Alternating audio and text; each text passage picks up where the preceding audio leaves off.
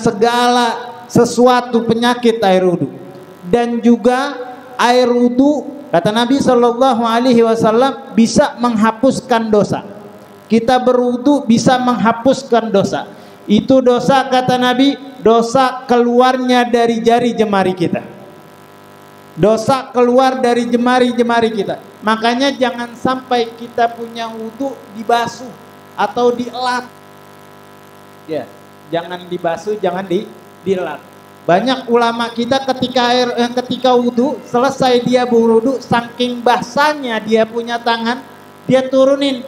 Ini adalah apa yang dikatakan, ini adalah dosa-dosa yang dihapus oleh Allah Subhanahu wa taala.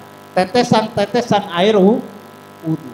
Di zaman dahulu ada yang dinamakan Al-Qasim. Ada seseorang bernama Al-Qasim. Ini seseorang yang punya penyakit mata. Dia punya penyakit mata. Maka pada waktu itu juga dia kebingungan. Apa yang dia bingungkan? Cara menyembuhkan sakit matanya.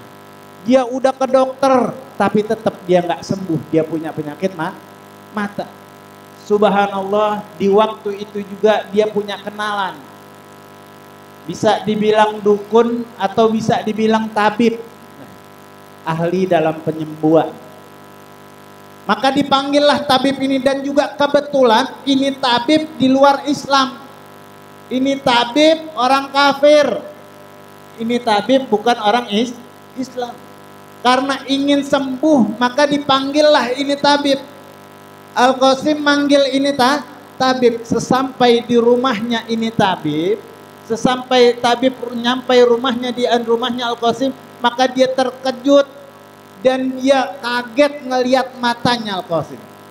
Dia kaget saking parahnya sakit matanya Al-Qasim. Apa yang dikatakan oleh tabib tadi? Wahai Tuan, kalau seandainya engkau ingin sembuh dari penyakit matamu, maka jangan kenakan air matamu. Kalau engkau mengenakan air matamu, maka engkau akan buta selama-lamanya. Kira-kira kalau seandainya ada yang ngomong kayak begitu, kita bakalan kenain air apa enggak mata kita? Kenain air enggak mata kita? Nggak bakalan, saking takutnya. Takut kita nggak bisa ngelihat, takut kita buta, atau takut makin parah karena ini tabib melarang untuk dikenakan air. Dan subhanallah, maka besok, kata tabib, ingat, besok saya akan datang lagi ke tempat ini. Saya akan datang lagi ke rumahmu, mengobati dengan tahap yang kedua. Ingat, jangan sampai kena air. Dan subhanallah, akhirnya ini tabib pulang ke rumahnya. Setelah ini tabib pulang ke rumahnya, berkumandanglah azan zuhur. Kumandang azan zuhur. Gelisah ini Al-Qasim, orang yang taat ibadahnya, dia gelisah. Satu pemikirannya dia, kalau seandainya saya berwudu, udah parang pasti akan kena mata saya. Bagaimana saking gelisahnya, akhirnya karena dia kuat imannya, karena dia berkeyakinan Allah yang menyembuhkan saya punya penyakit. Dia berkeyakinan segala sesuatu Allah yang menyembuhkan, dan juga Allah yang memberi penyakit, dan juga Allah yang menyembuhkan penyakit saya. Maka pada waktu azannya zuhur, maka dia beranjak ke kamar mandi atau ke tempat wudu dengan keberkahan air wudu. Maka dia berwudu karena niat ibadah kepada Allah Subhanahu wa taala. Dia berkeyakinan bahwa semuanya adalah Allah yang akan menyembuhkan. Maka pada waktu itu dia berwudu dengan air. Wudunya bukan pakai tayamum, tapi dengan air yang dilarang oleh tabib tadi. Maka ketika dia berwudu, selesai dia wudu, dia sembahyang. Selesai dia wudu, dia sholat. Dia sholat zuhur. Dia zikir. Setelah dia zikir, tertidur di atas sejadah. Dia tertidur. Setelah dia tertidur, di sekira-kiranya jam 2, dia bangun dari tidurnya. Subhanallah.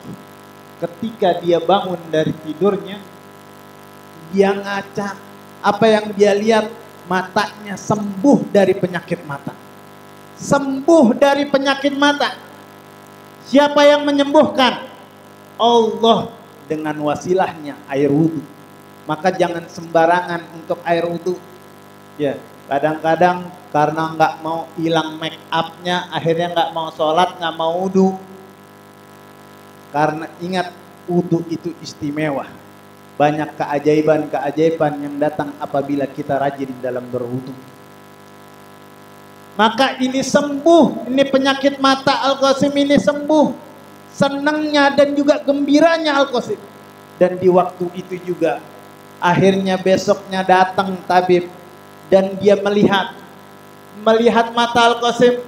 Wahai Tuan, apa ramuan apa yang menyebabkan engkau sembuh matanya? Karena matamu sangat berbahaya penyakitnya. Saya tidak berkeyakinan sembuh. Dan saya heran kenapa sembuh penyakit matamu. Kenapa sembuh penyakit matamu? Apa yang menyebabkan sembuh? Ramuan apa yang engkau pakai? Obat apa yang engkau pakai yang menyebabkan matamu sembuh? Begitu indah dan begitu cakep, nggak ada bekas itu penyakit yang dulu pernah dia derita. Nggak ada bekasnya sama sekali. Tabibnya bingung. Maka di waktu itu juga Al-Qasim mengatakan, mataku sembuh karena dikenakan air wudhu. Kena air wudhu. Dan di saat itu juga tabibnya mengatakan apa yang dikatakan oleh tabib tadi. Asyhadu an la ilaha illallah wa asyhadu anna Muhammadar Rasulullah. Aku bersaksi tiada Tuhan selain Allah dan juga Nabi Muhammad adalah utusan Allah. Lihat, si tabib yang kafir masuk Islam. Karena apa? Karena air wudhu. Karena air wudhu dia masuk Islam. Tuh, lihat keistimewaan air wudhu. Dan juga karena air wudhu juga bisa menyembuhkan mata yang hampir buta. Makanya buat kita semua, jadikan kita orang-orang yang belajar tentang berwudu, sehingga wudu kita diterima oleh Allah Subhanahu wa taala. Wudu kita sesuai dengan syariat Islam, sesuai dengan ajaran-ajaran Rasulullah sallallahu alaihi wasallam. Sehingga kalau seandainya wudu kita sempurna, di situ ada kemanfaatannya. Maka jadikan segala amal ibadah kita sempurna dengan benar-benar ajaran, dengan benar-benar syariat, sehingga mendapat ganjaran dan juga mendapatkan pahala dari Allah Subhanahu wa taala.